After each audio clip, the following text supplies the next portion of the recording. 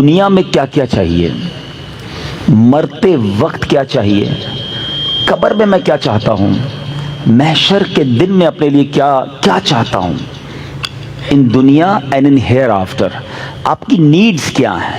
ٹھیک ہے، ان تمام نیڈز کو، ان تمام خواہشات کو ایز اے مسلم مد نظر رکھیے. اور اب میں آپ کے سامنے ایک بہت ہی خوبصورت سا نچوڑ بہت ساری احادیث کا عطر بیان کرنے جا رہا ہوں. ٹھیک ہے، علماء بیٹھے ہیں، وہ جانتے ہیں کہ میں جتنے جملے کہوں گا تقریباً تمام ہی کے موضوع پر نبی پاک کی حدیث موجود ہے صلی اللہ تعالی علیہ وسلم. مثال کے طور پہ آپ بیمار ہیں، شفا چاہتے ہیں، درود پاک پڑھیے. آپ اپنی روزی میں برکت چاہتے ہیں، درود پاک پڑھیے. آپ قرضے میں ہیں اور قرضے سے نکلنا چاہتے ہیں، آپ درود پاک پڑھیے. آپ دنیا میں ذلت و رسوائی سے بچ کر عزت چاہتے ہیں، آپ درود پاک پڑھیے. آپ ٹینشن فری لائف چاہتے ہیں، کوئی مصیبت پریشانی میں پھنسوں نہ، آپ درود پاک پڑھیے. آپ چاہتے ہیں کہ مرتے وقت کلمہ نصیب ہو جائے، آپ درود پاک پڑھیے. آپ چاہتے ہیں مرتے وقت نبی پاک علیہ الصلوۃ والسلام کا دیدار نصیب ہو، اور ایسا دیدار نصیب ہو کہ کونین کے والی اپنے ہاتھوں سے قبر میں اتاریں، آپ درود پاک پڑھیے. آپ قبر میں نبی پاک علیہ الصلوۃ والسلام کے جلوے چاہتے ہیں، آپ درود پاک پڑھیے. آپ منکر نکیر کے سوالات میں ثابت قدمی چاہتے ہیں، درود پاک پڑھیے.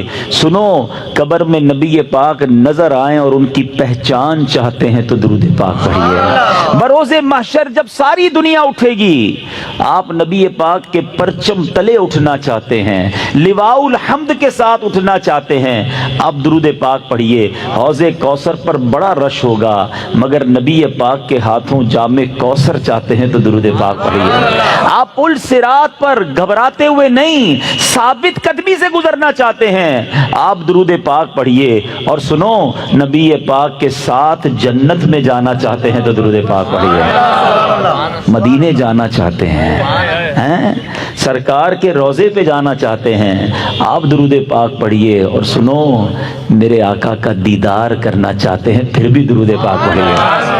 اب میں نے جتنی باتیں بیان کی ہیں الحمدللہ تقریباً ان تمام باتوں کے پیچھے حدیث پاک موجود ہے. جن کا مطالعہ ہے وہ سمجھ رہے ہوں گے کہ یہ تمام بشارتیں، یہ تمام ریوارڈز، یہ تمام عنایتیں میرے آقا علیہ الصلوۃ والسلام نے احادیث میں بیان فرما دی ہیں. اب مجھے بتاؤ اور کیا چاہیے. ایک مسلمان کو اپنی زندگی، اپنی موت، اپنی قبر اور اپنے حشر کے بارے میں جو کچھ چاہیے میں نے سبھی تو بیان کر دیا. آپ عزت والی زندگی چاہتے ہیں، آپ روزی روزگار میں برکت چاہتے ہیں، ٹینشن فری لائف چاہتے ہیں، ذلیل و رسوا نہ ہو یہ چاہتے ہیں، پریشر میں نہ رہیں یہ چاہتے ہیں، کلمے والی موت ملے، نبی پاک کے دیدار والی موت ملے، قبر میں آقا کے جلوے ہوں، محشر میرے آقا کے ساتھ ہو، اور چاہیے کیا؟ اللہ اکبر. یہ ہے وظیفہ درود پاک. ہم اس کو پہچان ہی نہیں سکے، یہ اس درود پاک کی برکتوں کو جان ہی نہیں سکے. یہ چابی ہے سکسیس کی. اٹ از دا کی آف سکسیس. ایوری پرابلم کا سولوشن درود پاک میں ہے. ایسے نہیں لکھا شاعر نے کہ دکھوں نے تم کو جو گھیرا ہو تو درود پڑھو، دکھوں نے تم کو جو گھیرا ہو تو درود پڑھو، جو حاضری کی تمنا ہو تو درود پڑھو. اللہ کرے کہ بس اس کو ریئلائز کر جائیں اور اب اپنی زندگی میں درود پاک کو بالکل شامل، ایسا شامل کر لیں. اچھا، میں نے جتنی ساری باتیں بتائی نا، ان ساری باتوں کے لیے الگ الگ حدیث تو موجود ہے.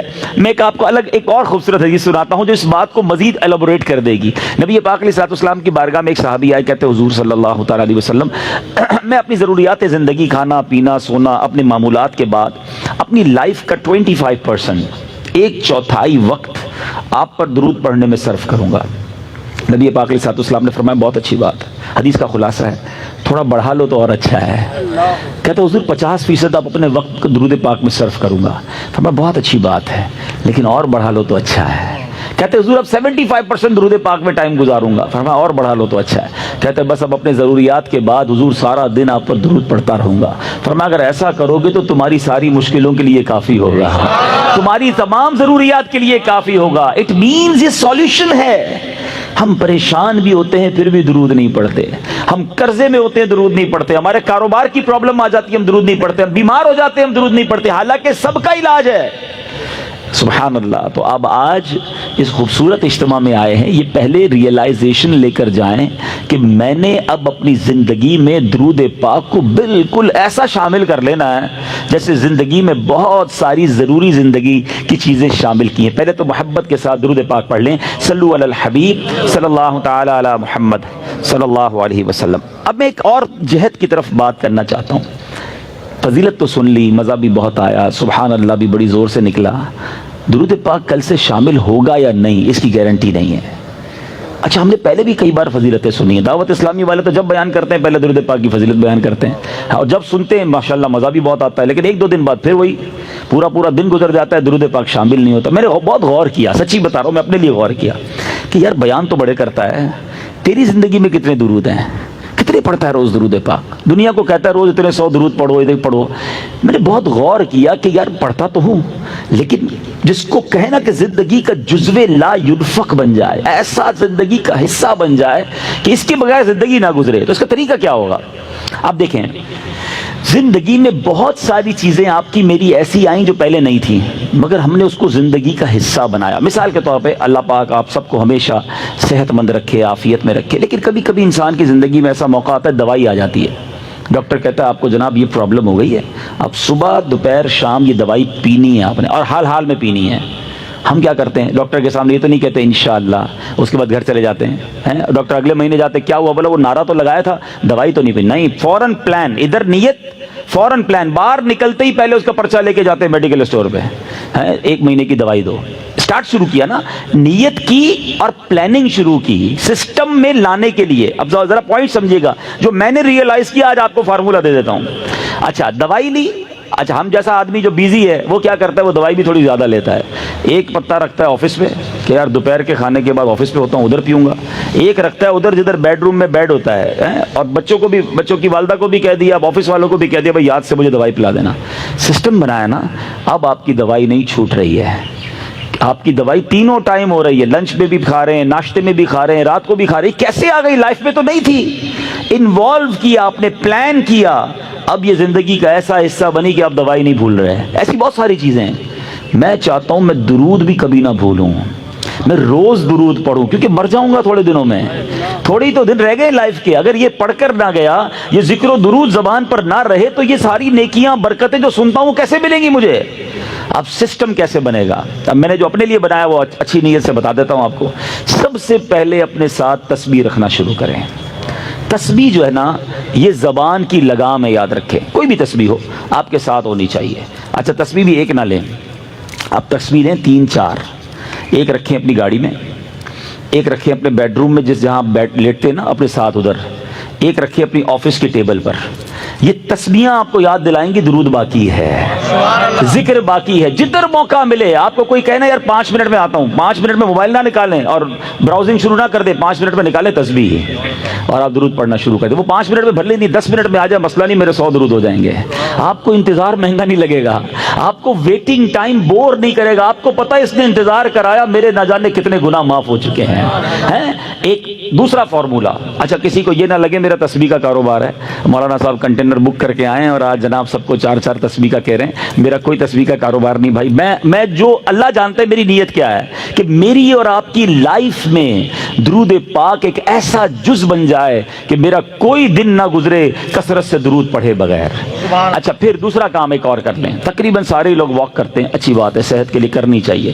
جب بھی واک کریں نا, جس طرح جوتے پہنے بغیر واک نہیں کرتے نا, آپ نے شوز رکھے ہوتے ہیں واک کے, آپ تسبیح ضرور لیں. کھڑے ہو جائیں, نہیں میری تسبیح کہاں ہے, تسبیح لا کے دو. آپ وداؤٹ تسبیح واک نہ کریں. آپ بلیو کریں آدھا گھنٹہ واک کرو گے انشاءاللہ 1000 درود پاک ہو جائیں گے. آپ اس پہ اور بھی وظائف شامل کر لیں. کلمہ پاک کی تسبیح ایک پڑھوں گا, ایک سبحان اللہ و بحمدہ سبحان اللہ العظیم پڑھ لوں گا. استغفار 70 بار نبی پاک روزانہ پڑھا کرتے, میں انشاءاللہ 70 بار استغفار بھی پڑھ لوں گا. آپ اپنا پورا جس کو کہتے ہیں شیڈیول بنا سکتے ہیں, اور یقین کرو جس دن ذکر و اذکار دبا کے کیے ہوں گے نا, جس کو کہتے ہیں رچ کے, اس رات کو نیند بھی بڑی اچھی آتی ہے. ہاں, کہ اللہ کی رحمت سے ضائع نہیں کیا آج کا دن. آج اللہ کی رحمت سے میرے آقا کا بھی ذکر کیا, اللہ کا بھی ذکر میری زبان نے کیا. اگر یہ پلان, اس پلان کب بنے گا؟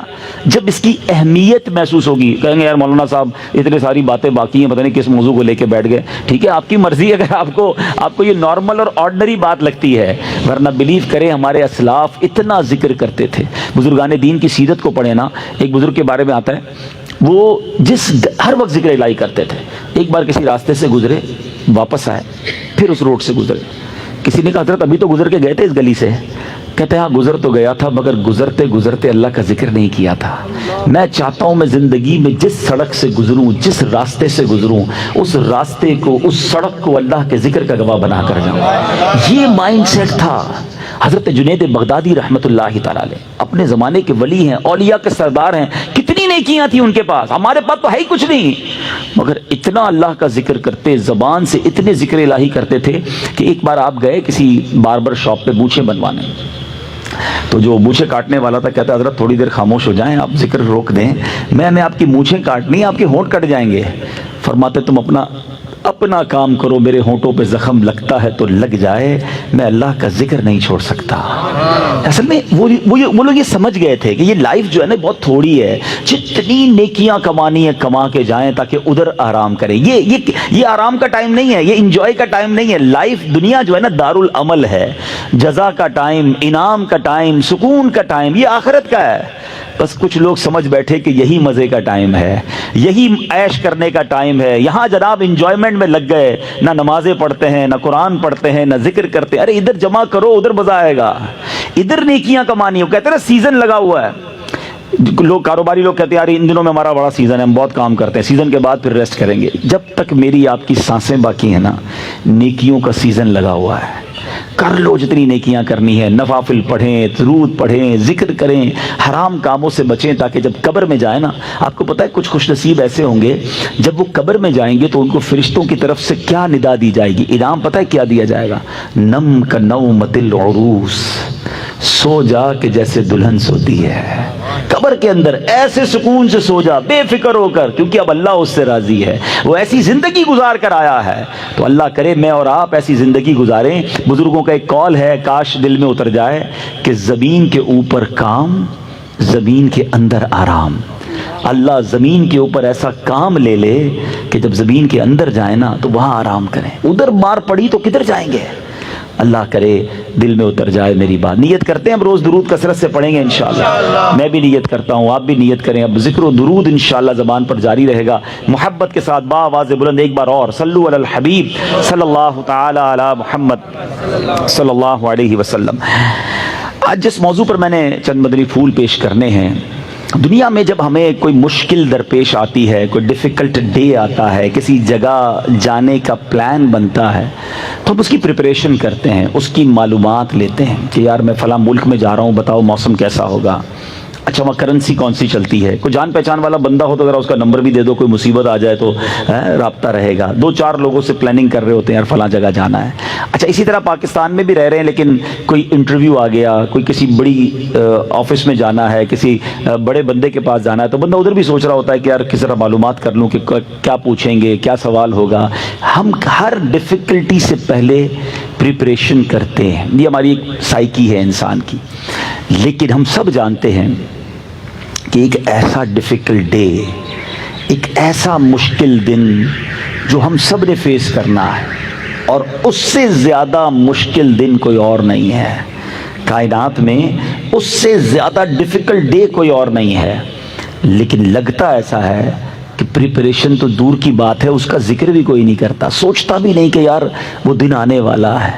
وہ دن ہم سب نے فیس کرنا ہے, اور اس دن کو ریمیمبرنس کے لیے, اس دن کو بار بار ریکال کرنے کے لیے کیا شاندار اللہ تبارک و تعالیٰ نے نظام بنایا. قرآن پاک جا بجا میں اس دن کی یاد دلاتا ہے.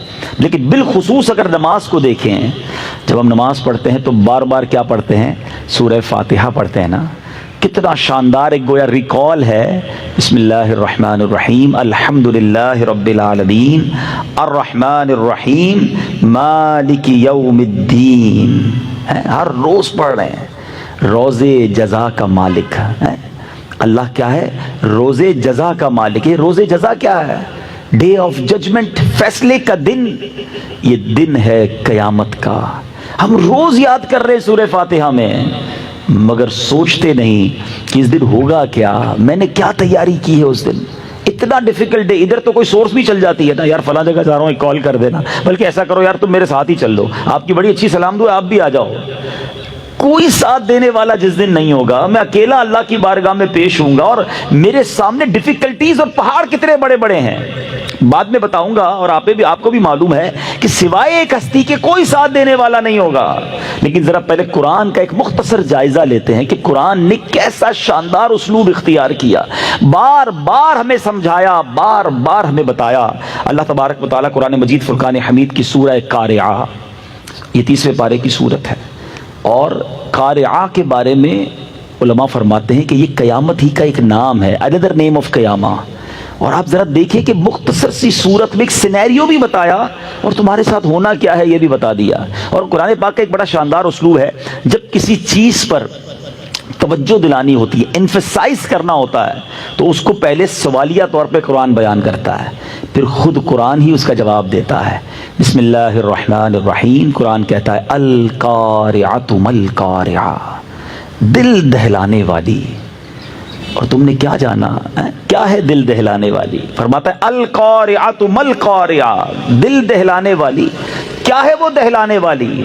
another question، وما ادراک مالقارعہ، اور تم نے کیا جانا کیا ہے وہ دل دہلانے والی؟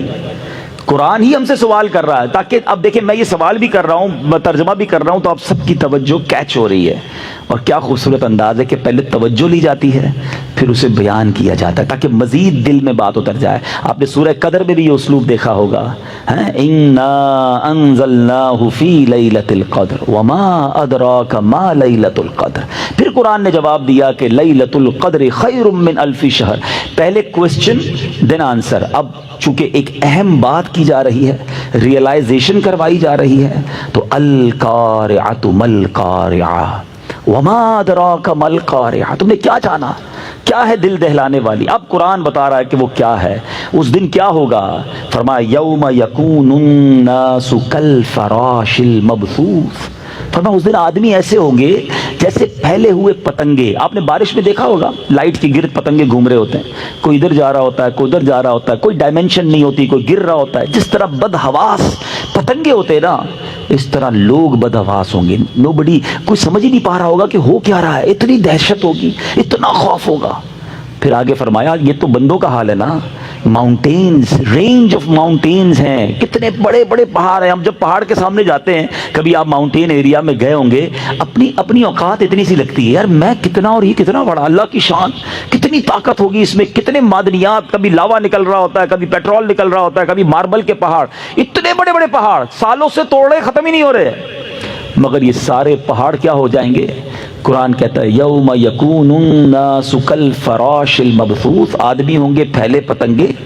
وتکون الجبال کالعہن المنفوش. کبھی آپ نے دیکھا وہ رضائی بنانے والا اون کی رضائی بناتا ہے، ڈنڈا مارتا ہے اس میں تو اون اڑ رہی ہوتی ہے. فرمایا جیسے اون دھنکی ہوئی اون ہوتی ہے نا، اون جس طرح اڑتی ہے ایسے یہ پہاڑ اڑ رہے ہوں گے. ٹرائی ٹو انڈرسٹینڈ کیسا دن ہوگا. یعنی اب آپ کو پہلے اس دن کا سینیریو بتایا کہ اتنا خوفناک دن ہوگا. اب ہمارے ساتھ کیا ہوگا؟ اب فرمایا فَأَمَّا مَنْ ثَقُلَتْ مَوَازِينُهُ فَهُوَ فِي عِيشَةٍ رَاضِيَةٍ. قرآن کہتا ہے جس کی تولیں اسکیل پہ وزن نیکیوں کا بھاری ہو گیا نا، وہ بڑے مزے میں ہوگا، وہ چین میں ہوگا، وہ عیش میں ہوگا. لیکن دوسری سائڈ کیا ہوگا؟ وَأَمَّا مَنْ خَفَّتْ مَوَازِينُهُ فَأُمُّهُ هَاوِيَةٌ. جس کی تولیں کم پڑ گئیں تو فرمایا وہ نیچا دکھانے والی گود میں ہوگا. یعنی بڑی، جس کو کہیں کہ ڈاؤن، بہت نیچے چلا جائے گا، برباد ہو جائے گا. لیکن وہ کیا ہے؟ پھر اب قرآن پھر وہی انداز، وما ادراک ما ہی، تم نے کیا جانا وہ کیا ہے نیچا دکھانے والی. اب خود آنسر دے رہا ہے قرآن، نار حامیہ، بھڑکتی ہوئی آگ ہے، شعلے مارتی ہوئی. That is day of judgment. Within few آیاتس ایک ہی صورت میں سینیریو بھی بتایا اور ہونا کیا ہے وہ بتایا، رزلٹ کیا آئے گا وہ بھی بتا دیا. یہ قرآن ایک جگہ نہیں، اتنی آیتیں میں بیان کرتا جاؤں کہ بندہ حیران ہو جائے. سورہ زلزال، اذا زلزلت الارض زلزالہا، ایک ایسا زلزلہ آئے گا زمین تھر تھرائے گی، اور کیسی تھر تھرائے گی؟ واخرجت الارض اثقالہا، زمین اپنے خزانے باہر نکال دے گی، جو کچھ زمین میں ہے مردے بھی باہر آ جائیں گے، خزانے بھی باہر آ جائیں گے، ایسا زلزلہ ہوگا، ایسا ارتھ کویک ہوگا۔ مگر اس کے بعد کیا ہوگا؟ وقال الانسان ما لها، اور آدمی کہے گا اس زمین کو کیا ہو گیا، یہ اتنا کیوں ہل رہی ہے؟ یومئذ تحدث اخبارها، فرمایا اس دن وہ اپنی خبریں بتائے گی۔ آج بندہ کہتا ہے یار ٹھیک ہے میں گڑبڑ کرتا ہوں، گناہ کرتا ہوں، کوئی دیکھ تو نہیں رہا نا، دروازہ بند کر دو، لائٹ آف کر دو، فلاں ملک چلتے ہیں، فلاں شہر جاتے ہیں، اپنے وطن میں لوگ جاننے والے ہیں، ادھر تو کوئی نہیں دیکھ رہا۔ یہ زمین گواہی دے گی، قرآن کہتا ہے۔ ابھی تھوڑی دیر پہلے میں نے کہا نا کہ ایک بزرگ کا اسٹائل تھا کہ جدھر سے گزرتے تھے ذکر کرتے ہوئے تاکہ وہ زمین میری گواہی دے۔ میں ایک مشورہ بھی دوں گا، جو ٹریولرز ہیں نا، گھومتے پھرتے رہتے ہیں، بزنس ٹرپ پہ جاتے ہیں، ویسے ہی بڑے ٹورزم کے شوقین ہیں، آپ جدھر جایا کرو نا لالچ کر کے ادھر نماز پڑھا کرو کہ یار 2 رکعت ادھر بھی پڑھ لوں، اچھا ادھر گیا ہوں کسی بزنس میٹنگ میں، کسی ملک میں، کسی شہر میں، ذرا رکو یار وضو کر لوں، ٹائم ہے، ایک نماز ادھر پڑھ لوں۔ اس جگہوں کو اپنے سجدوں کے گواہ بناؤ، اپنے ذکر کی گواہ بناؤ۔ زمین کے بہت سارے حصے تمہاری نیکیوں کے گواہ ہونے چاہیے۔ انفارچونیٹلی بہت سارے لوگ ایسے ہیں جن کی زمین کے بہت سارے حصے گناہوں کے گواہ ہیں۔ یہ زمین اللہ کرے میری اور آپ کی یہ گواہی دے، انشاءاللہ یہ جو زین بھائی کا گھر ہے ان کا گارڈن یہ گواہی دے گا کہ مولا یہ سب جمع ہوئے تھے اور یہاں تیرا ذکر کیا تھا، تیرے حبیب کا ذکر کیا تھا، اے اللہ یہ تیرے بندے ہیں اور تجھ سے محبت کر رہے تھے۔ یہ ہم سب نے سوچنا ہے۔ لیکن بہت سارے لوگوں کے ایسے بھی جناب حصے ہیں زندگی کے، ایسے گناہ ہیں کہ جو جہاں جاتے ہیں گناہ کرتے ہیں۔ وہ غور کرے وہ اللہ کو کیا جواب دیں گے۔ کوئی گواہ کی ضرورت نہیں ہے، زمین گواہی دے گی۔ اللہ کرے کہ ہم گناہوں سے بچ کر زندگی گزارنے والے بن جائیں۔ آگے قرآن کہتا ہے اسی صورت کی جو آخری آیتیں ہیں، فَمَن يَعْمَلْ مِثْقَالَ ذَرَّةٍ خَيْرًا يَرَهُ، تو جس نے ذرہ بھر نیکی کی وہ دیکھے گا، وَمَن يَعْمَلْ مِثْقَالَ ذَرَّةٍ شَرًّا يَرَهُ، جس نے ذرہ بھر بھی گناہ کیا وہ دیکھے گا۔ آج بندہ کہتا ہے تھوڑی سی تو بات ہے یار، کون دیکھ رہا ہے، چلتا ہے ہماری مارکیٹ میں تھوڑا بہت جھوٹ بولنا چلتا ہے، اب فیملی ہے یار، فیملی میں تھوڑا بہت چلتا ہے، بچوں کی خوشی میں چلتا ہے۔ نہیں جناب، ذرہ بھر گناہ بھی دکھایا جائے گا۔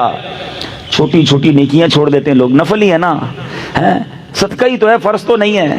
اللہ کے بندوں موقع ملے تو نیکیاں کرتے جاؤ، کیونکہ یہ ذرہ ذرہ نیکیاں بھی تمہارے نامہ اعمال میں لکھی جا رہی ہیں۔ اور کیا معلوم، جب ذرا غور کریں کہ درود پاک کی جو میں تھوڑی دیر پہلے اہمیت بیان کر رہا تھا، ذکر و اذکار کی بات کر رہا تھا، ذرا امیجن کرتے ہیں ایک بندہ ہے قیامت کے دن اللہ کی بارگاہ میں پیش ہوا اور اسکیل لگایا گیا، ٹھیک ہے، اب نیکیوں کا پلڑا بھی ہے، گناہوں کا پلڑا بھی ہے، اور فقط ایک نیکی کم پڑ گئی۔ اب وہ کتنی حسرت کرے گا کہ کاش میں درود پڑھ لیتا، 2 رکعت نفل پڑھنے کا موقع ملا تھا پڑھ لیتا، یار میں صدقہ دینے کا روز موقع ملتا تھا، ایک صدقہ دیتا میرا یہ پلڑا بھاری ہو جانا تھا۔ اور آپ کو معلوم ہے وہ ایک نیکی کے لیے بندہ بالکل ڈھونڈے گا لوگوں کو، دوست یار رشتہ دار، ایون ماں باپ کے پاس جائے گا، ماں باپ بھی اسے مدد نہیں کرے گی، بلکہ ماں آئے گی بیٹے کے پاس کہ بیٹا میرا ایک گناہ لے لے، بیٹا کہے گا ماں میں آج تیری مدد نہیں کر سکتا۔ اتنا ڈیفیکلٹ ڈے ہے جب کوئی کسی کا ساتھ دینے والا نہ ہوگا۔ اگر آپ اس قیامت کے دن کو پراپرلی سمجھنا چاہتے ہیں نا، یہ تو میں نے آپ کو 2 صورتیں سنائی ہیں، آپ سورہ انشقاق پڑھیں، سورہ عما یتساءلون 30ویں پارے کو تو پورا پڑھ لیں آپ، کہاں کہاں کس کس انداز میں۔ اللہ اکبر، ایک آیت اور سنا دیتا ہوں پھر اپنے موضوع کو کنٹینیو کرتا ہوں۔ اور سورہ انشقاق میں اللہ اکبر، اللہ فرماتا ہے یوم لا تملک نفس لنفس شیئا، آئے ہائے ہائے، کوئی کسی کا بوجھ نہیں اٹھائے گا، کوئی کسی کے ساتھ نہیں چلے گا، کوئی کسی کا ہاتھ نہیں پکڑے گا۔ بندہ کہتا ہے ادھر بڑے ساتھی ہیں، بڑی سورس ہے، ایک فون کرنے کی دیر ہے، میرا کام یوں ہوتا ہے۔ یوم لا تملک نفس لنفس شیئا، قرآن کہتا ہے جس دن کوئی جان کسی کو جان کا کوئی اختیار نہ رکھے گی، تو پھر آرڈر کس کا چلے گا؟ والامر یومئذ للہ، اس دن فقط اللہ کا حکم ہوگا، اللہ کا آرڈر ہوگا۔ سوچو اس دن کے بارے میں، اکیلے ہوں گے، میں اکیلا ہوں گا، آپ اکیلے ہوں گے، کوئی ساتھ نہیں ہوگا۔ اب میرے اعمال ایسے ہوں کہ میں اللہ کی بارگاہ میں کامیاب ہو جاؤں۔ تو میں کہنا چاہ رہا تھا جو لائیو بھی مجھے دیکھ رہے ہیں، اگر اور ڈیٹیل میں سمجھنا چاہتے ہیں نا کہ اسٹیپ بائی اسٹیپ قیامت طاری کیسے ہوگی، میں آپ کو ایک مشورہ دیتا ہوں۔ بہار شریعت مفتی امجد علی اعظمی صاحب نے لکھی، انٹرنیٹ سے ڈاؤن لوڈ بھی کر سکتے ہیں، اس کا پہلا حصہ اس میں قیامت کا باب آپ پڑھیں گے نا، آپ کو ایسا لگے گا آپ کی آنکھوں کے سامنے گویا ایک ویڈیو چل رہی ہے، قیامت کیسے طاری ہوگی، کیا کیا ہوگا، وہ آپ نے تحریر کیا۔ میں اسی میں سے چند باتیں آپ کو بتاتا ہوں۔ آپ فرماتے ہیں کہ حضرت عیسیٰ علیہ السلام کی وفات کو جب 40 برس گزر جائیں گے، ایک خوشبودار ٹھنڈی ہوا چلے گی، اور جب یہ ہوا مسلمانوں کے بغلوں کے نیچے سے گزرے گی تو دنیا سے سارے مسلمان چلے جائیں گے، اور اس کے بعد دنیا میں کافر ہی کافر رہ جائیں گے، اور قیامت جو ہے وہ کافروں پر ہی طاری ہوگی۔ اچھا، یہ بھی جب میں نے حدیث پڑھی تھی، کئی بار پڑھی تھی، تو بے شک یقین ہے ہمارا حدیث پر، لیکن ایک ہوتا ہے نا کہ یار ہوا سے لوگ مر جائیں گے، صرف ہوا چلے گی اور لوگ چلے جائیں گے۔ اللہ اکبر، اس کرونا وائرس نے ساری دنیا کو بتا دیا ہے کہ میرا رب چاہے تو نہ نظر آنے والے وائرس سے دنیا کو لاک کر سکتا ہے۔ کئی بزنس ایسے تھے جس کے بارے میں لوگ باتیں کرتے تھے کہ یار یہ بزنس تو بند ہو ہی نہیں سکتا، یہ کاروبار ختم ہی نہیں ہو سکتا۔ ایئرپورٹ بند کیسے ہوگا جناب؟ ایئرپورٹ پہ دکان لے لو، 24 گھنٹے چلے گی، نہ رات ہوتی ہے نہ ادھر دن ہوتا ہے، سورج ڈوبتا ہی نہیں، ہر وقت دن ہوتا ہے۔ لوگوں نے یہ کام کیے، انٹرنیٹ جناب مکے مدینے میں لوگ کہتے تھے بھائی ادھر تو کاروبار ٹھنڈا ہو ہی نہیں سکتا، اتنی ہوٹلیں ہیں، حاجی بڑھتے ہی جائیں گے، جناب کھجوریں بکنی ہے تو جناب ہوٹلیں بکنی ہیں تو گاڑیاں چلتی رہیں گی، واٹ ایور امیجنیشن تھے دنیا میں لوگوں کے۔ مگر اللہ نے بتا دیا کہ کوئی تو ہے جو نظام ہستی چلا رہا ہے، وہی خدا ہے، وہ جب چاہے اس پوری دنیا کو لاک کر سکتا ہے۔ نظر نہیں آیا یہ وائرس کسی کو، مگر ساری دنیا لاک ہے۔ پاکستان والوں تمہیں تو پتہ ہی نہیں ہوا کیا ہے، اللہ نے وہ خاص کرم کیا ہے ہمارے وطن پر، جو دنیا کو دیکھ رہے ہیں، جن کی نظر ہے، جن کے رابطے ہیں، انہیں پتہ ہے کہ پوری دنیا اس وقت پریشان ہے، لاک ڈاؤن ہے دنیا، دوبارہ لاک ڈاؤن ہو رہا ہے۔ اللہ ہمارے وطن کو بلکہ ساری دنیا کے مسلمانوں کو بچائے رکھے۔ ایک باریک سا اشارہ دے کے نکل جاتا ہوں، اب ذرا دنیا کا نقشہ کھولنا اور کرونا وائرس کی موجودہ اور پچھلی صورتحال دیکھنا تو آپ کو پتہ چلے گا کہ اللہ پاک نے مسلمانوں پر خاص کرم کیا ہوا ہے۔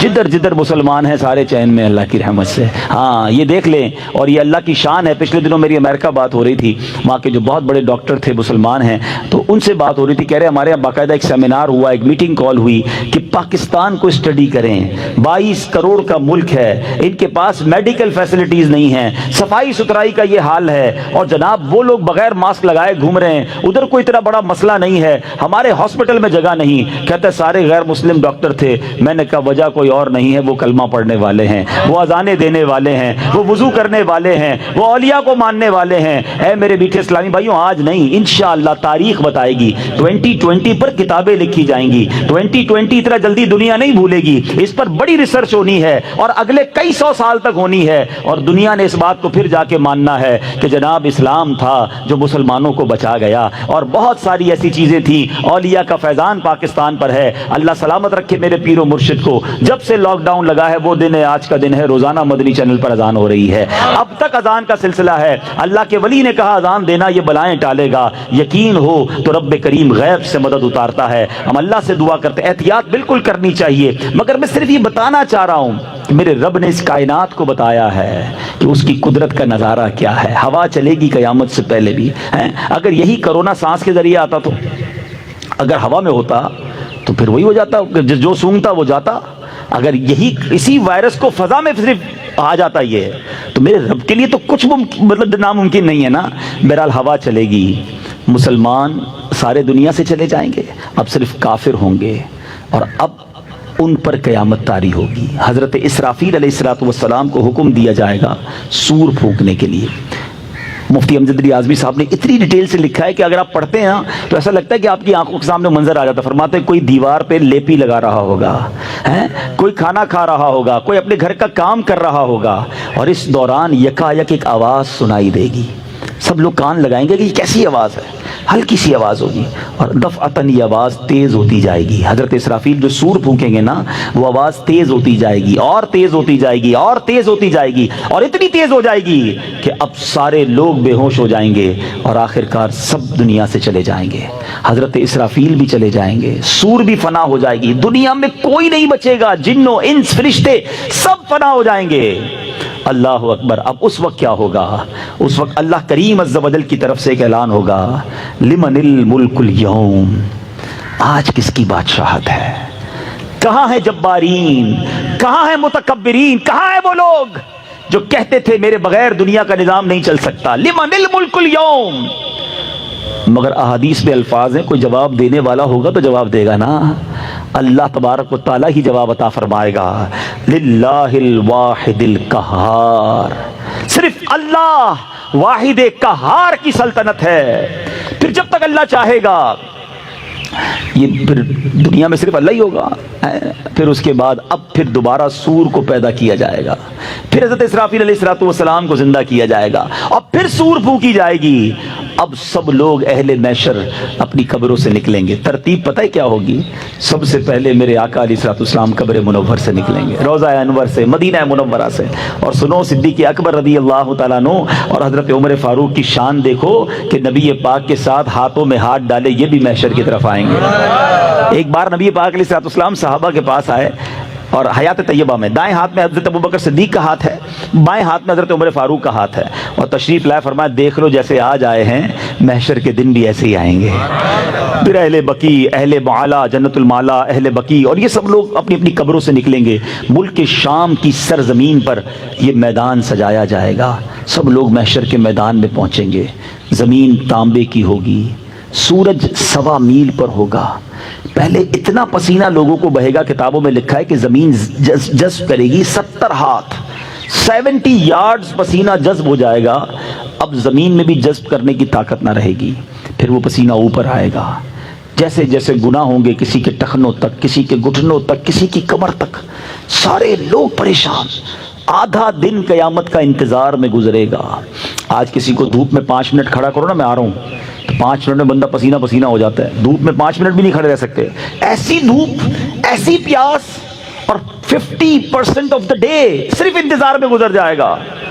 اب محشر میں لوگ جب پریشان حال ہو جائیں گے نا، اب آپس میں مشورہ کریں گے کہ بھائی کسی کے پاس تو چلو، کچھ حساب کتاب بھی شروع کراؤ۔ یعنی لوگ اتنے تنگ آ گئے ہوں گے کہ کچھ لوگ کہیں گے بے شک حساب کر کے جہنم میں ڈال دیا جائے، مگر حساب تو شروع کیا جائے، اس قدر فرسٹریٹ۔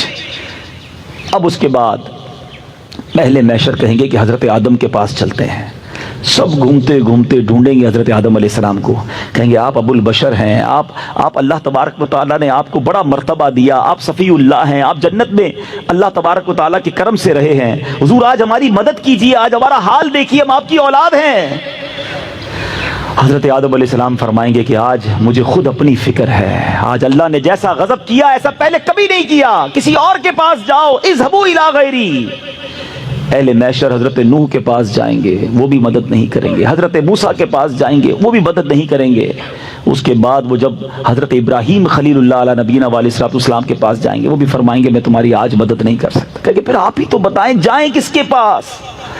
تو وہ کہیں گے کہ آج ان کے پاس جاؤ جن کے ہاتھ پر فتح کا باب ہے، جو شافع روز محشر ہیں، جو جناب رسول اللہ صلی اللہ تعالی علیہ وسلم ہیں، وہ اللہ کے حبیب ہیں، خاتم النبیین ہیں، وہی تمہاری مدد کریں گے۔ اب یہ سارے محشر کے لوگ ڈھونڈتے ڈھونڈتے نبی پاک علیہ السلام کے پاس آئیں گے، بڑی امید کے پاس آئیں گے، فریاد کریں گے حضور ہمارا حال دیکھیں، ہماری کیفیت دیکھیں، ہم آپ کے امتی۔ نبی پاک علیہ السلام یہ نہ فرمائیں گے اذهبوا الی غیری، میرے آقا فرمائیں گے انا لہا انا صاحبکم، آؤ میرے غلاموں میں آج اسی دن کے لیے ہوں، میں تمہاری مدد کروں گا۔ اب ذرا میں محشر کی اس پورے سینیریو کو یہاں روکتا ہوں، اور ایک سوال کریٹ ہوتا ہے، یہ ساری باتیں تو حدیث میں پتہ چل گئی ہیں، تو ہم قیامت کے دن نہیں جائیں گے حضرت آدم کے پاس؟ کیوں جائیں حضرت ابراہیم کے پاس؟ کیوں جائیں حضرت نوح کے پاس؟ ہم ڈائریکٹ نبی پاک کے پاس چلے جائیں گے، کتابوں میں لکھا، نبی پاک نے صحابہ کو بتا دیا۔ اللہ اکبر۔ علماء کہتے ہیں معلوم بے شک ہو گیا ہے، مگر قیامت کے دن سب بھلا دیا جائے گا، یہ سب کچھ ہوگا، یہ سب کچھ اہل محشر کریں گے۔ تو کیوں کریں گے؟ وجہ کیا ہے؟ اس کا ریزن کیا ہے؟ اللہ اکبر۔ اس کے پیچھے بھی بڑا کمال کا جواب ہے، اور جب بھی ذہن میں کوئی گتھی الجھ جائے نا تو بریلی کے تاجدار بڑی آسانی سے سلجھا دیتے ہیں۔ چلو چلتے ہیں اعلیٰ حضرت کے دربار میں کہ آپ بتائیں یہ امت کو پھرایا کیوں جائے گا، یہ سارا محشر کیوں تلاش کرے گا، پہلے ایک نبی کے پاس پھر دوسرے کے پاس۔ اعلیٰ حضرت کہتے ہیں خلیل و نجی، مسیح و صفی سبھی سے کہیں بھی بنی. سب کے پاس گئے نا, حضرت آدم کے پاس بھی گئے, حضرت نوح کے پاس بھی گئے, حضرت ابراہیم کے پاس بھی گئے, حضرت موسیٰ کے پاس, کہیں بات بنی نہیں بنی. خلیل و نجی مسیح و صفی سبھی سے کہیں بھی بنی. یہ بے خبری کہ خلق پھری کہاں سے کہاں تمہارے لیے, تمہارے لیے پھرانا تھا, ساری دنیا کو بتانا تھا کہ زمین و زمان تمہارے لیے, چنین و چنا تمہارے لیے, مکین و مکان تمہارے لیے, بنے دو جہاں تمہارے لیے. آقا دہن میں زباں تمہارے لیے, بدن میں ہے جان تمہارے لیے. ہم آئے یہاں تمہارے لیے, اٹھے بھی وہاں تمہارے لیے.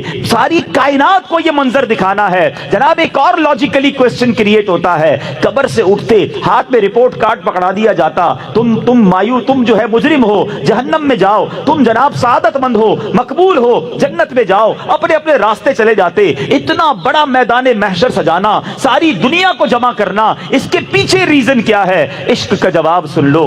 کہتے ہیں فقط اتنا سبب ہے انعقاد بزم محشر کا. There is only one reason to create that huge day of judgment. ایک ہی وجہ ہے, فقط اتنا سبب ہے انعقاد بزم محشر کا. آقا تمہاری شان محبوبی دکھائی جانے والی ہے.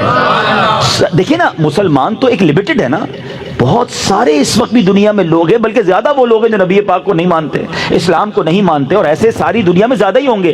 جب قیامت طاری ہوگی, اگر خربوں لوگ ہوں گے تو اس میں بہت بڑی تعداد وہ ہوگی جو غیر مسلموں کی ہوگی. ساری زندگی اللہ سے دور رہے, اللہ کے نبی سے دور رہے. انہیں ایک دن تو بتانا ہے نا کہ حق کیا ہے, سچ کیا ہے, اللہ کے حبیب کا مرتبہ کیا ہے.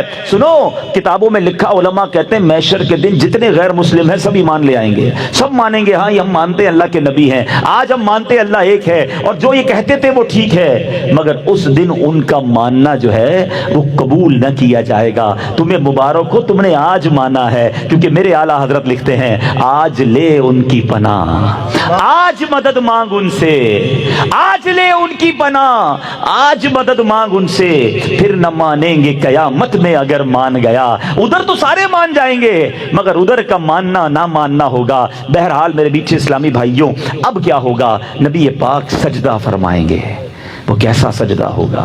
اللہ کا اپنے حبیب علیہ الصلوۃ والسلام سے پیار دیکھیں, رحمت الہی دیکھیں. نبی پاک جب سجدے میں جائیں گے نا, اور جب اس سجدے میں نبی پاک طویل سجدہ کریں گے, تو نبی پاک سے کہا کیا جائے گا؟ کتنے خوبصورت, کتنے محبت بھرے الفاظ ہیں. یا محمد ارفع راسک, اے حبیب اپنا سر اٹھاؤ, وقل تسمع, کہو تمہاری بات سنی جائے گی, وصل تعطا, سوال کرو پورا کیا جائے گا, وشفا تشفا, شفاعت کرو تمہاری شفاعت قبول کی جائے گی.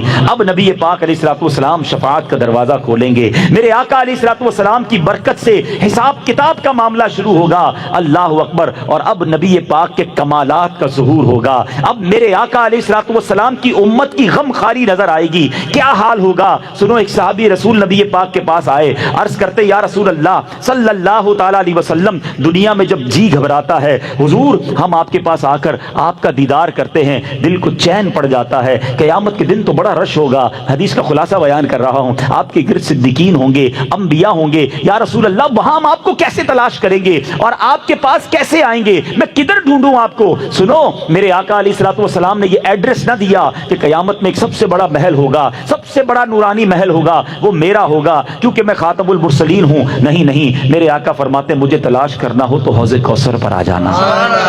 اپنے پیاسے امتیوں کو اپنے ہاتھوں سے جام کوثر پلا رہا ہوں گا. اچھا دیکھو وہاں نہ پاؤں. وہ کہتے حضور اگر وہاں نہ ملے تو پھر کہاں آؤں؟ فرمایا ایسا کرنا, پل صراط پر آ جانا. رب سلم امتی کی صدائیں بلند کرتے ہوئے اپنے گناہگار امتیوں کو پل سے پار لگا رہا ہوں گا. کہ حضور اگر پل صراط پر نہ پاؤں پھر کدھر آؤں؟ کہتے ہیں فرماتے پھر ایسا کرنا, میزان پر آ جانا. میرے گناہگار امتیوں کے گناہوں والا پلڑا بھاری ہوگا, اپنے کرم سے ان کی نیکیوں کے پلڑے بھاری کر رہا ہوں گا. یا رسول اللہ اگر ادھر نہ پاؤں, فرماتے ہیں ان 3 مقامات کے علاوہ تم مجھے کہیں اور نہ پاؤ گے, بس میرے یہی کام ہوں گے. اللہ اکبر. ایک اور جگہ نبی پاک علیہ الصلوۃ والسلام فرماتے ہیں قیامت کے دن انبیاء کو نور کے منبر دیے جائیں گے. میں اس وقت تک اپنے منبر پر نہ بیٹھوں گا جب تک اپنے ایک ایک امتی کو داخل جنت نہ کروا لوں۔ ایسے آقا، ایسے کریم آقا، ایسے محبت امت سے فرمانے والے آقا، خود نبی پاک علیہ الصلوۃ والسلام کا فرمان ہے، حدیث پاک کا مضمون ہے کہ سارے نبیوں کی دعائیں ساری قبول ہوتی ہیں، مگر ایک دعا ہر نبی کو دی گئی ہے جو سب سے زیادہ اسپیشل ہے، جو مانگنا ہے مانگو۔ فرمایا سب نبیوں نے دنیا میں مانگ لی ہے، میں نے وہ دعا اپنی امت کے لیے قیامت کے دن کے لیے بچا کے رکھی ہے۔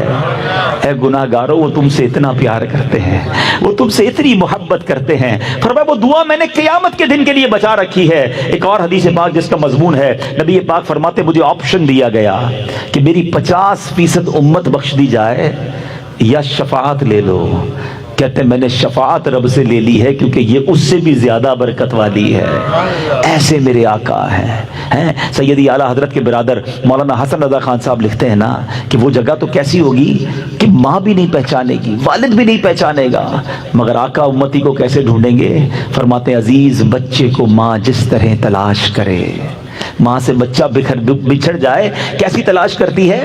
عزیز بچے کو ماں جس طرح تلاش کرے، خدا گواہ یہی حال آپ کا ہوگا۔ وہ پاک دل کے نہیں جس کو اپنا اندیشہ ہجوم فکر و تردد میں گر گیا ہوگا۔ نبی پاک کو کوئی ٹینشن نہیں ہوگی مگر ہماری ٹینشن ہوگی، اور ان فکروں میں نبی پاک علیہ الصلوۃ والسلام گویا فکر مند ہوگے۔ کہتے حال یہ ہوگا ہزار جان فدا، نرم نرم پاؤں سے پکار سن کے اسیروں کی دوڑتا ہوگا۔ نبی پاک کو کون کہیں پکارے گا؟ آقا اس کی طرف، پھر اس کی طرف، کوئی قریب ترازو، کوئی لبے کوثر، کوئی صراط پہ ان کو پکارتا ہوگا۔ ہر طرف سے نبی پاک کی صدا لگ رہی ہوگی۔ ذرا سنو تو صحیح، اتنے دور دور مقام ہیں، آقا سب جگہ کیسے نظر آئیں گے؟ کیا خوب لکھتے ہیں، فرماتے مقام فاصلوں پر کام مختلف اتنے، وہ دن ظہور کمال حضور کا ہوگا۔ ارے اس دن پتا چلے گا میرے آقا کا کمال کیسا ہے۔ کیا خوبصورت بات لکھی۔ میں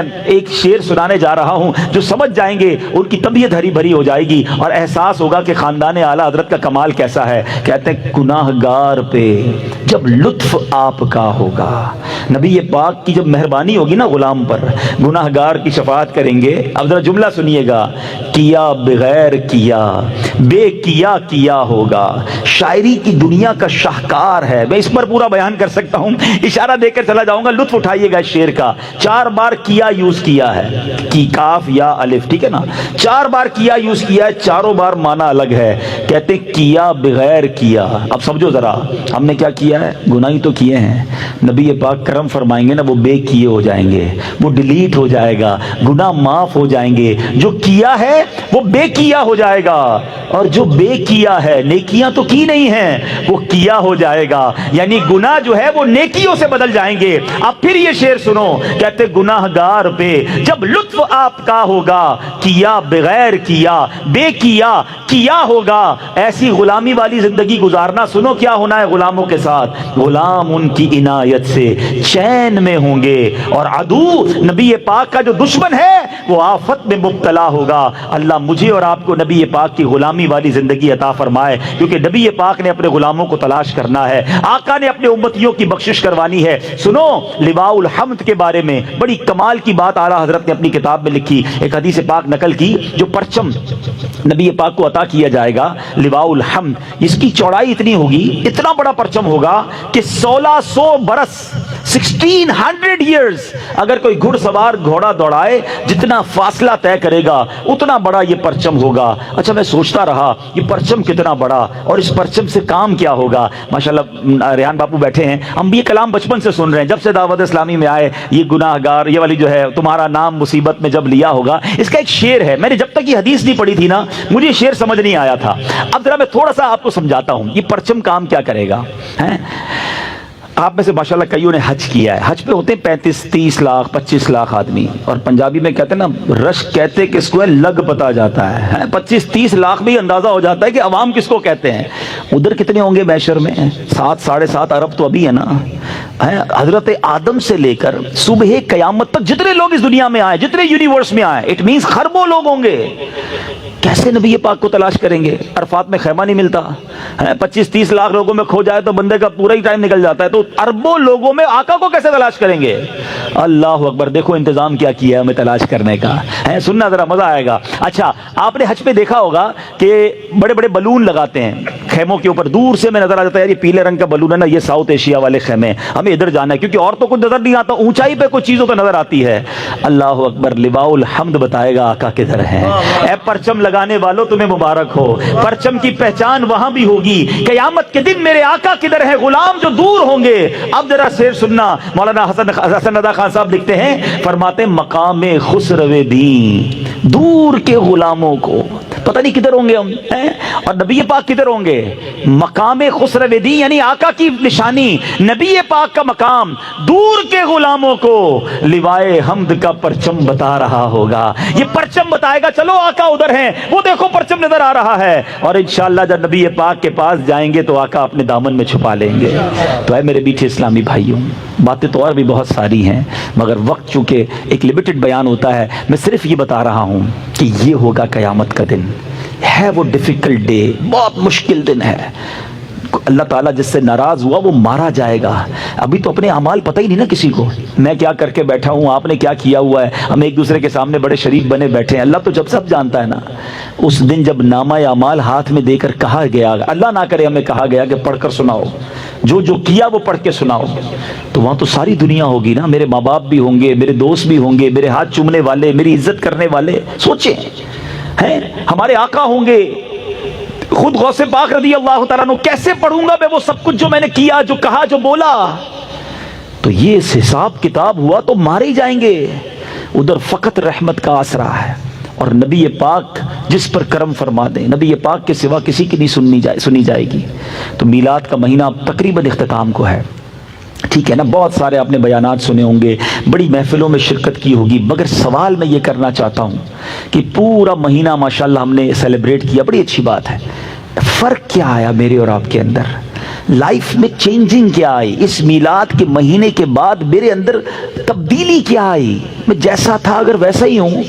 معاذ اللہ کچھ ایسے لوگ بھی اگر یہاں بیٹھے ہیں یا مجھے سن رہے ہیں جن کی نمازیں قضا ہو رہی ہیں، تو کیا فرق آیا اس میلاد کے مہینے میں آپ کے اندر؟ اگر جھوٹ ابھی بھی جاری ہے، دھوکہ والا کام ابھی بھی کر رہے ہو، اللہ نہ کرے حرام روزی ابھی بھی کما رہے ہو، آنکھیں ابھی بھی حرام دیکھ رہی ہیں، کان ابھی بھی حرام سن رہے ہیں، زبان سے گالی گلوچ، بے حیائی اور غیبتیں اور سب جاری ہے، تو فرق کیا آیا میرے اور آپ کے اندر؟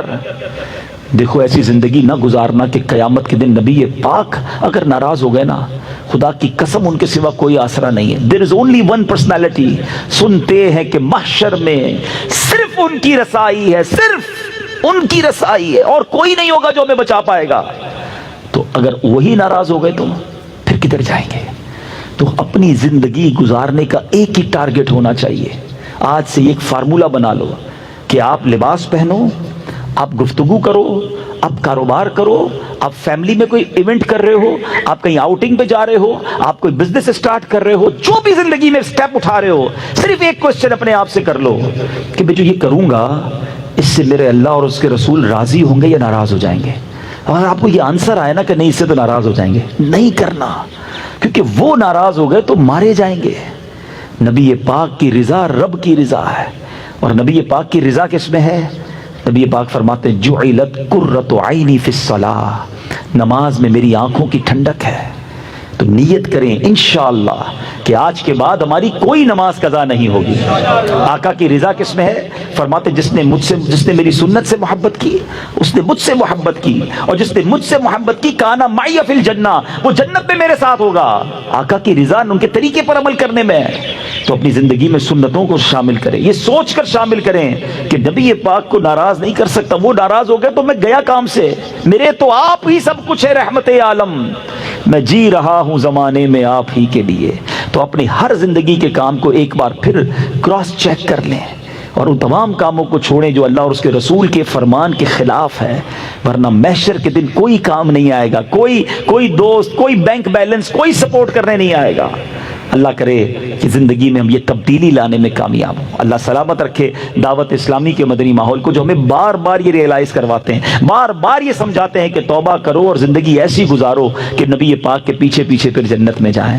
تو نبی پاک کی سنتوں پر عمل والی زندگی گزارنے کے لیے دعوت اسلامی کے آپ مدنی ماحول سے وابستہ ہوں. آپ ایسے بیانات سننا چاہتے ہیں تو آپ مدنی چینل کو بار بار سنیں، ایسے پروگرامز اس میں آتے ہیں. پھر اسی طرح آپ مدنی دعوت اسلامی کے اجتماعات میں شرکت کریں، مدنی قافلوں میں سفر کریں. نبی پاک کی سنتوں پر عمل کرنا آسان ہو جائے گا. اچھا کچھ لوگ جب دور رہتے ہیں نا، انہیں لگتا ہے یہ باتیں بہت اچھی کر رہے ہیں مولانا صاحب، لیکن یار اگر میں ریلیجس لائف میں آ جاؤں گا تو پھر لائف کا سکون، جو انجوائمنٹ ہے وہ تو ساری ختم ہو جائے گی. بڑی خشک سی لائف ہو جائے گی. میں بھی داڑھی والا ہو جاؤں گا، میں بھی نمازی ہو جاؤں گا، میں بھی جناب، پھر تو یہ پارٹیز اور یہ سارا ہلا گلا.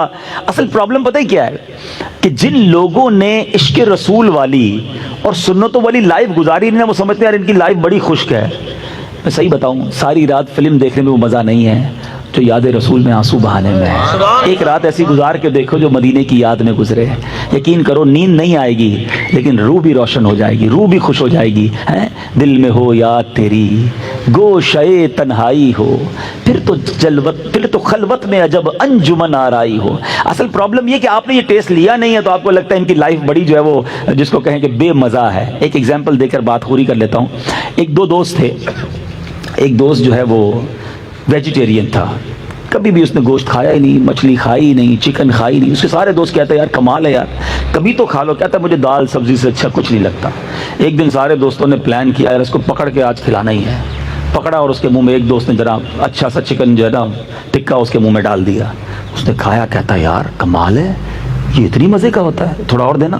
دوبارہ کھایا، پھر تیسری بار اچھا یہ فش ہے یہ بھی چکھاؤ. اس نے کہا رکھو بھائی، یہ دال سبزی ساری زندگی یہی کھاتا رہا، مجھے کیا پتا اس میں اتنا ٹیسٹ ہے. تو مسئلہ یہ ہے کہ جنہوں نے پارٹیز، ڈانس اور گانے اور باجے اور بے حیائی فلموں میں سکون دیکھا ہے نا، انہوں نے ابھی تک تلاوت قرآن کا سکون دیکھا ہی نہیں ہے. رات کو اٹھ کر تہجد میں اللہ کی بارگاہ میں ہاتھ اٹھا کر رو کر دعا کرنے کا جو سکون ہے نا، وہ آپ نے دیکھا ہی نہیں ہے. اللہ کی قسم، فرانس، پیرس، جاپان اور امریکہ کے سپنے دیکھنے والوں، تم نے مدینے کی یاد میں تڑپنا دیکھا ہی نہیں ہے. جب یہ لطف آ گیا نا تو اندازہ ہوگا کہ اصل زندگی تو یہ ہے. فیملی لائف بھی اچھی ہو جائے گی، کاروبار بھی اچھا ہو جائے گا، پرسکون اور پیسفل ہارٹ آپ کو مل جائے گا. تو آئیے آج چینج کیجئے. بہت عرصہ نافرمانی والی لائف گزار لی نا، اب اس بار اللہ کی رضا والی، نیکیوں والی، سنتوں والی، عشق رسول والی لائف گزاریں اور پھر دیکھیں لائف کا لطف کیسا آتا ہے. تو دعوت اسلامی آپ کو ویلکم کرتی ہے. اسی طرح الحمدللہ دعوت اسلامی کا ایک ایئرلی ایونٹ ہوتا ہے، میں اس کی بھی آپ کو آج آفر کر رہا ہوں، اناؤنسمنٹ کر رہا ہوں. دعوت اسلامی 100 سے زیادہ ڈپارٹمنٹ میں کام کر رہی ہے. جو مدنی چینل دیکھتے ہیں انہیں ماشاءاللہ پتا ہے کہ کتنا ہیوج کام ہے. ان 100 میں سے 2 ڈپارٹمنٹ بڑے کمال کے ہیں. ایک ہے جامعۃ المدینہ اور ایک ہے مدرسۃ المدینہ. اور یہ 2 ڈپارٹمنٹ کرتے کیا ہیں؟ یہ بناتے ہیں حافظ قرآن، عالم دین، یہ پڑھاتے ہیں ناظرہ قرآن. آج کل اسلام پر بڑے حملے بھی ہو رہے ہیں اور ہمیشہ یاد رکھیں جب بھی اسلام پر حملہ ہوتا ہے نا، اس کا جواب دیتے ہیں علماء. علم دین اور علماء دین کی بقا ہیں. یہ دین کی بقا کے لیے علماء ضروری ہے کہ کتابیں لکھ کر، تقریریں کر کے جواب دینا علماء کا کام ہوتا ہے. تو علم کی، دین کی بقا کے لیے علماء ضروری ہے. اور قرآن کی حفاظت کا ذمہ تو بے شک رب نے لیا، لیکن اس کا ایک ضمنی انداز کیا ہے کہ زیادہ سے زیادہ لوگوں کے سینوں میں قرآن محفوظ ہو جائے. تو حفظ قرآن کے ذریعے سبحان اللہ ان دونوں کاموں میں دعوت اسلامی کیا کر رہی ہے. آپ کو جان کر خوشی ہوگی کہ دعوت اسلامی کے اس وقت 5000 کے قریب مدرسے اور دارالعلوم موجود ہیں. اپروکسیمیٹلی مور دین 5000 ہمارے یہ انسٹیٹیوٹس موجود ہیں، جس میں 2.5 لاکھ سے زیادہ بچے بغیر کسی فیس کے قرآن پڑھ رہے ہیں، درس نظامی کر رہے ہیں، عالم بن رہے ہیں، حافظ قرآن بن رہے ہیں. اچھا جناب، اب تک ہوا کیا ہے؟ 87,000 سے زیادہ حافظ قرآن بن چکے ہیں. دعوت اسلامی کے مدرسے شروع ہوئے 30 سال پہلے. آج یہاں انڈسٹریلسٹ بھی بیٹھے ہیں، بڑے بڑے فیکٹری والے بیٹھے ہیں. میں جاتا ہوں جب فیکٹری میں بتاتے ہیں ہماری روز کی اس مشین کی اتنی پروڈکٹ ہے، ہمارے مہینے کے اتنے کنٹینر جاتے ہیں، ہماری پروڈکشن اتنی ہے. بڑا بندہ اس پہ فخر کرتا ہے کہ ہماری پروڈکشن منتھلی ڈیلی اتنی ہے. 30 سال ہو گئے ہیں. دعوت اسلامی نے یہ جامعہ اور مدرسے بنائے ہیں، ٹھیک ہے، اگر ان 30 سالوں کو ڈیوائیڈ کرتے ہیں ہماری پروڈکشن پر تو آپ کو جان کر خوشی ہوگی کہ دعوت اسلامی مسلسل پچھلے 30 سالوں سے روزانہ 8 حافظ قرآن اس دنیا کو دے رہی ہے۔ ہر دوسرے دن 3 علماء دعوت اسلامی پروڈیوس کر رہی ہے، ہر دوسرے یا تیسرے دن دعوت اسلامی ایک مدرسہ یا ایک جامعہ دنیا میں بنا رہی ہے۔ مجھے ایک فیکٹری بتا دو کہ جو علماء، حفاظ اور انسٹیٹیوٹ اس تیزی سے پچھلے 30 سالوں سے روزانہ بنائی چلی جا رہی ہے، تو اتنی بڑی انڈسٹری، اتنی بڑی نیکیوں کی فیکٹری میں آج آپ کو پارٹنر بننے کا موقع دیا جا رہا ہے۔ جب پاکستان میں کوئی بہت بڑا کاروبار چل رہا ہو اور وہ آفر کرے کہ چند سلیکٹڈ لوگوں کو میں شیئر دینا چاہتا ہوں، لوگ کہتے ہیں جلدی لے لو، موقع اچھا ہے۔ میں آپ کو کہہ رہا ہوں جلدی لے لینا، کیونکہ موقع اچھا ہے، یہ ثواب کی فیکٹری ہے۔ ہم میں سے بہت سارے حافظ نہیں بن سکے، ہم میں سے بہت ساروں کے بچے عالم بھی نہیں بن سکے، مگر جو عالم بن رہے ہیں، جو حافظ بن رہے ہیں، جو دین کی خدمت دنیا کے کونے کونے میں جا کر رہے ہیں، جو انٹرنیشنل ٹریول کرتے ہیں، وہ جانتے ہیں کون سا ملک ہے جہاں دعوت اسلامی کے مراکز نہیں، دعوت اسلامی کے مدرسے نہیں، ادھر سے علماء پڑھ کر ادھر جا کر دین کی خدمت کر رہے ہیں۔ تو اے میرے بیچے اسلامی بھائیو، ہم یہ سب تو نہیں کر رہے نا۔ تو اب ان دونوں ڈپارٹمنٹ کا ایکسپینڈیچر کتنا ہے، خرچہ کتنا ہے؟ تقریباً 350 کروڑ روپے سال کا خرچہ ہے صرف ان دونوں شعبہ جات پر، اور آسان کر دیتا ہوں، روز کا تقریباً 1 کروڑ روپے کا خرچہ، 365 دن ہوتے ہیں، 350 کروڑ تو ہو گئے۔ اچھا، لیکن خرچہ بہت زیادہ ہے، ہم نے اس کو آسان کر دیا، شیئر بنا دیے، یونٹس بنا دیے، 3.5 لاکھ یونٹ بنا دیے، پر یونٹ 10,000 روپیز۔ اب آپ کو آفر کی جا رہی ہے، یعنی سچی بات یہ کہ نیکیوں کا کام تو جاری تھا، اب آپ کو اس اتنے بڑے کام میں پارٹنر بننے کا موقع دیا جا رہا ہے کہ آپ اپنی زکوٰۃ اور اپنے عطیات سے دعوت اسلامی کے مدارس اور جامعات میں یونٹس لیجئے، تاکہ ان علماء، حفاظ جو بن رہے ہیں اور دین کے کام کر رہے ہیں، آپ اس میں حصہ دار بن جائیں۔ ایک حدیث پاک سناتا ہوں، علماء کے فضائل میں میرے آقا علیہ الصلوۃ والسلام فرماتے ہیں، جس کا مضمون ہے جب قیامت کا دن ہوگا، لوگ جنت کی طرف جا رہے ہوں گے، اعلان ہوگا کہ علماء رک جائیں، اور علماء سے کہا جائے گا اور لوگوں کی شفاعت کریں، سفارش کریں اور انہیں بھی جنت میں ساتھ لے جائیں۔ کیا پتہ قیامت کے دن میرا آپ کا کوئی ہاتھ پکڑ لے کہ حضرت آپ نے پیسے دیے تھے، میں عالم بن گیا، چلیں جنت میں ساتھ چلتے ہیں۔ تو یہ وہ انویسٹمنٹ ہے جو ضائع ہونے والی نہیں ہے، یہ ملٹی پلائی ہو کر، ابھی میں نے تھوڑی دیر پہلے قیامت کی آپ کو ہولناکی بتائی ہے، قیامت کے آپ کو جو پرابلمز ہیں وہ بتائے ہیں، یہ وہ صدقہ ہے جو روز قیامت کام آنے والا ہے، آپ کے اسکیل کے اندر، آپ کے نامہ اعمال میں وزن ڈالنے والا ہے۔ تو جس کو اللہ نے جتنا نوازا ہے، ایک شاندار ڈپارٹمنٹ ہے، آپ اس میں دعوت اسلامی کا ساتھ دیں۔ 15 نومبر کو ہمارا یہ ڈے ہم مناتے ہیں، جس کو مدنی عطیات مہم، فنڈ ریزنگ کمپین کہتے ہیں، ٹیلی تھون کہتے ہیں۔ آپ اس میں اپنے یونٹس ملائیں۔ آپ میں سے میں بہت سارے چہرے ایسے دیکھ رہا ہوں جن کو اللہ پاک نے بہت نوازا ہے، ہو سکے تو 12ویں کا مہینہ ہے، 1200 یونٹ دے دیں، 1200 نہیں تو 786 یونٹ دیں۔ اصحاب بدر کی نیت سے 313 یونٹ آپ اپنے بک کر لیں، نہیں تو کم از کم 112 یونٹ، ورنہ 12 یونٹ تو ہم سارے لے سکتے ہیں۔ تو بہرحال ہمارے ذمہ داران یہاں بھی موجود ہیں، مدنی چینل پر بھی مختلف نمبرز چل رہے ہوتے ہیں، اکاؤنٹ نمبرز چل رہے ہوتے ہیں، تو آپ نے انشاءاللہ دعوت اسلامی کے اس ٹیلی تھون میں ضرور حصہ ملانا ہے اور دل و جان سے ملانا ہے۔ اللہ کریم سے دعا کرتا ہوں، رب کریم روز محشر وہاں کی ذلت و رسوائی سے ہمیں بچائے، وہاں کی گھبراہٹ سے بچائے، وہاں کی پریشانیوں سے بچائے، نبی پاک کے لواء الحمد تلے ہمیں اٹھنا نصیب فرمائے، ہمارا نامہ اعمال ہمیں سیدھے ہاتھ میں عطا ہو، اور اے کاش جو بے حساب جنت میں جانے والے خوش نصیب ہوں ان میں ہمارا بھی شمار ہو جائے، اور اللہ کریم ہمیں اپنی راہ میں دل کھول کر خرچ کرنا نصیب فرمائے۔ آمین بجاہ النبی الامین صلی اللہ تعالی علیہ وسلم۔ صلو علی الحبیب۔ قبلہ تشریف لا چکے